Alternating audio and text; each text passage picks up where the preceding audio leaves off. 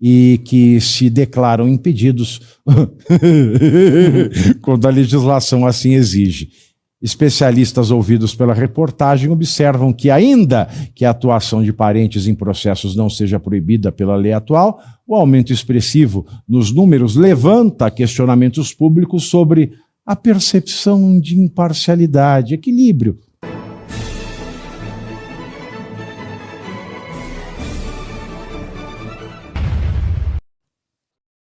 Olha, Pavi, tem pouco a dizer, né? Me entristece sobremaneira, como você disse, uma instituição que a gente tem muito respeito e que a gente faz críticas aos, hoje, magistrados, porque eles são transitórios, a instituição não. Tanto que ela já tem, de tradição, quase 200 anos, 198 anos. Reconhecida dessa maneira, pode ter mudado de nome, tem 135 anos com esse nome, como você disse, mas goza dessa tradição. E a gente vai sempre respeitar essa instituição, entendendo que ela deveria dar a sua contribuição a essa república. A gente pode não concordar até com a república, como ela foi forjada, mas isso é passado. A gente está tentando construir uma nação de verdade e esse, não dá nem para chamar de cidadão.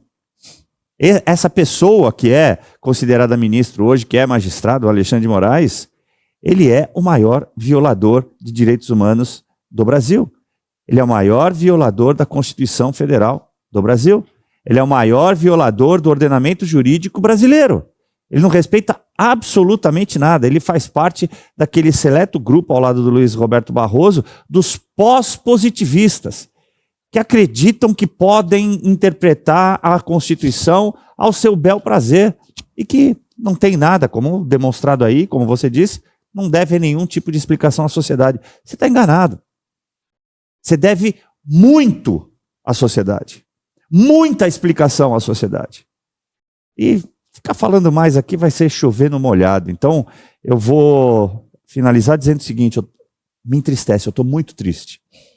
Porque parece que tudo que já foi demonstrado com o escândalo do Banco Master, que esse cidadão está envolvido, não, cidadão não, que essa pessoa está envolvida, que a esposa está envolvida, que outros ministros estão envolvidos, que outros políticos estão envolvidos, e sabe o que acontece?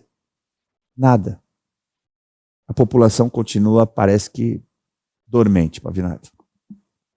E, ô Alemão, já passa essa daí, porque eu quero passar para o Segré com esse dado aqui, né? Ele fala, né, que todo mundo é muito responsável ali, isso Deus está vendo, né? O próprio Toffoli, né, envolvido até o nariz no caso Master, julgando o caso Master, colocando em sigilo. Ele, né, se ele não advoga em caso que a mulher dele advoga, se ele não julga caso que a mulher dele advoga, parece que ele faz advocacia administrativa, porque ele mesmo advoga pelo cliente da mulher dele. Sim. E tá aí o sigilo do BC. E tem outra coisa, Segré, um levantamento que foi publicado pelo jornal Estado de São Paulo colocou em foco os números que reacendem o debate sobre ética, transparência e a percepção pública do judiciário no Brasil, em especial a do STF. Dados compilados pela reportagem mostram que advogados que são parentes de ministros do Supremo Tribunal Federal e do Superior Tribunal de Justiça responderam por cerca de 70% dos processos em que esses familiares estiveram atuando nos tribunais superiores, depois que seus parentes tomaram posse nas respectivas cortes. São pelo menos 1.860 processos em tramitação no STF e no STJ, nos quais advogados com vínculo familiar de primeiro grau com ministros figuram como parte ou advogados. Destes 1.860, aproximadamente 1.289 processos foram protocolados depois da nomeação dos magistrados nas cortes superiores, o que representa 7 em cada 10 casos contabilizados pelo Estadão. O universo inclui parentes de 8 dos 10 atuais ministros do STF, entre eles filhos, cônjuges, ex-cônjuges e irmãos com atuação registrada em processos que vão desde ações civis públicas até disputas entre empresas e estados federativos. Processos com cifras milionárias. Um dos exemplos mais emblemáticos dessa disparidade vem da atuação de Rodrigo Fux, filho do ministro Luiz Fux, cujo número de processos saltou, segura o brioco, de apenas 5 antes da posse do papai no STF para, Meu Deus, cerca de 544 nos tribunais superiores depois da posse de papai como ministro no Supremo. O levantamento também identifica casos como o de Viviane Bart, esposa do Mussolini da Moca, cuja presença em processos no STF e STJ cresceu de forma expressiva após a posse do marido. Ao divulgar os dados, a reportagem ressaltou que apenas André Mendonça e Carmen Lúcia não constam no levantamento como tendo parentes de primeiro grau atuando nesses tribunais superiores. Em resposta ao Estadão, o STF afirmou que os ministros cumprem as regras de impedimento previstas no Código de Processo Civil e na Lei Orgânica da Magistratura Nacional, e que se declaram impedidos quando a legislação assim exige. Especialistas ouvidos pela reportagem observam que, ainda que a atuação de parentes em processos não seja proibida pela lei atual, o aumento expressivo nos números levanta questionamentos públicos sobre a percepção de imparcialidade, equilíbrio, honestidade e limites éticos na relação entre o Poder Judiciário e mercados de interesse segredo. Quer mais dados? Eu vou te contar mais. Você sabe que a minha especialidade é a questão econômica, então vamos aos números. Toffoli, Roberta Rangel, ex-esposa do Toffoli, até ele assumir, tinha 53 processos nos tribunais superiores. Agora tem 127 a mais. Aumentou 140%. Melina Fachin, ela foi advogada de Itaipu, contra o Ministério Público Federal. Ganhou. O crescimento dos processos da moça Fachin foi de 69,5% a partir do nomeamento, da nomeação do seu pai como ministro. E Guiomar Feitosa, ela não se desenvolvia como advogada, até o Gilmar ser ministro. Então subiu 100%, porque não tinha nenhum. Peraí, na Guiomar há que se fazer uma observação, porque ela era a chefe de gabinete do ministro Marco Aurélio Mello. Ah, perfeito. Ok. Mas trabalharam, cresceu, inclusive, com processos defendendo Braskem.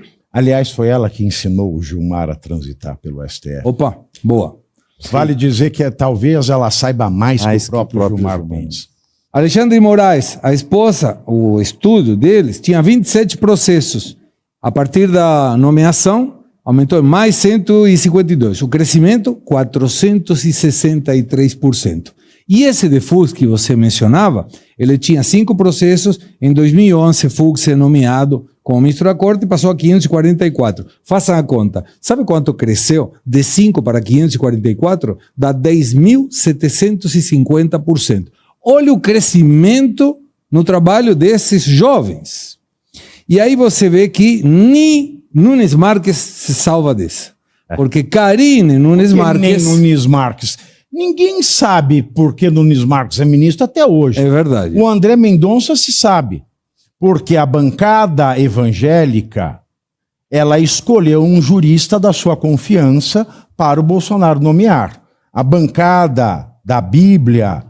Ela falou, dentre os juristas que nós temos, que tem formação, tem pós, tem livros, tem trabalho publicado, tem docência, nós escolhemos este. Perfeito. Agora o Nunes Marques, ninguém sabe como é que caiu. Bom, Karine Nunes Marques era advogada da JBS. E quando o processo chegava no STF, ela saía da procuração, mas continuava no estudo. No escritório. Qual foi a jogada do STF? Pavinato, certamente você já sabe, o Caviano também, mas vamos compartilhar com a audiência. Até um determinado momento, era proibido os parentes dos ministros, ou os ministros tendo parentes, de participar. Então, tinha o Caivano, o pai Caivano era o ministro, automaticamente o Caivano apresentava alguma coisa como advogado e o pai dizia, eu não posso, sou suspeito. Quando mudou a regra, disse que quando esse parente conste no processo. Então, se o estudo do parente foi apresentar um processo no STF, desde que esse parente não esteja como procurador no processo, o juiz, o ministro, pode participar. Olha que jogadinha interessante. E somente para complementar a tua brilhante dissertação anterior, palestras têm um CNAE. CNAE é um Código Nacional de Atividade Econômica. É o número 8.599. Então, não pode fazer. Comércio. Isso é comércio. É comércio. Não pode. O artigo 36 proíbe. E aí, Caivano, aí vem este cara de pau de Alexandre falar: ai, nós estamos. Quando a lei impede, a gente não julga.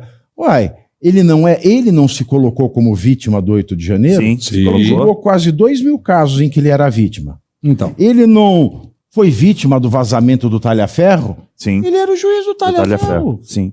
Uai, ele não foi coagido pelo Paulo Figueiredo e o Eduardo Bolsonaro? Ele era juiz da coação no curso do processo.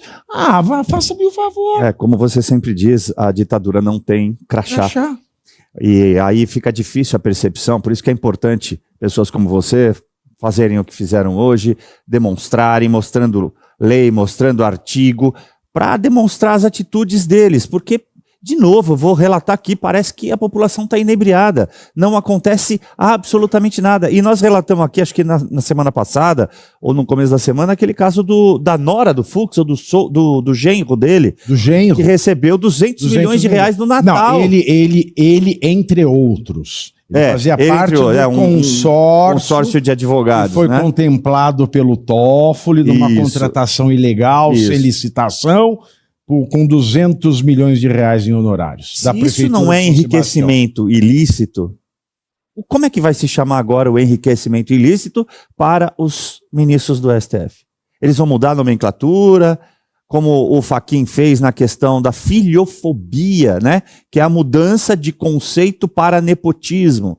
Então, para finalizar de vez, isso aqui é entristecedor para quem opera no direito, ou um dia operamos no direito, né? Não tem mais como acreditar que exista direito no Brasil. E é isso aí, meus amigos. O Supremo Tribunal Federal é Sindicato de Trabalhadores Familiares. Boa. Bom nome. Eu gosto de chamar de MSTF. É o movimento do Supremo Tribunal Federal. Isso, boa. Porque tal qual os sem terra ocupam terras que não têm legitimidade para ocupar, eles fizeram. Esses senhores que lá estão ocupam cadeiras que não têm legitimidade constitucional para se sentar. E assim a gente vai. Bom, meus queridos, é isso aí. Você quer aprender, você vê o pavio curto, você quer ser burro, você assiste o É da Coisa, tem um flyer do Segré, o Segré vai Vamos fazer estar na sexta-feira, no New Ópera. New Ópera. Aí, ó. Dia 6 de fevereiro, que flyer bonito, hein? Cheguei, né? Tem aí o número das reservas. E você aí já está preparado para ter todos os argumentos para dizer que Marx não foi um cara legal, para dizer que o comunismo não é um lugar para diversidade, para desmontar essa grande fake news histórica da esquerda, que é repetida por nossos professores de história, de geografia, de sociologia, que é repetida nas universidades, que é repetida nos livros. Está preparado para dizer por que Marx não era um cara legal e por que todo marxista raiz também não é, e por que o comunismo é terrível? Você já leu Nos Anais de Marx? Pois é, aqui nesse livro você vai encontrar tudo o que você precisa saber para responder aquele sabichão que diz que Marx é um cara legal, pois não é. Leia agora Nos Anais de Marx, a trolha do comunismo transviado para encaçapar idiotes. À venda em todas as livrarias do Brasil, pelo site ou nas lojas físicas. Não deixe de ler.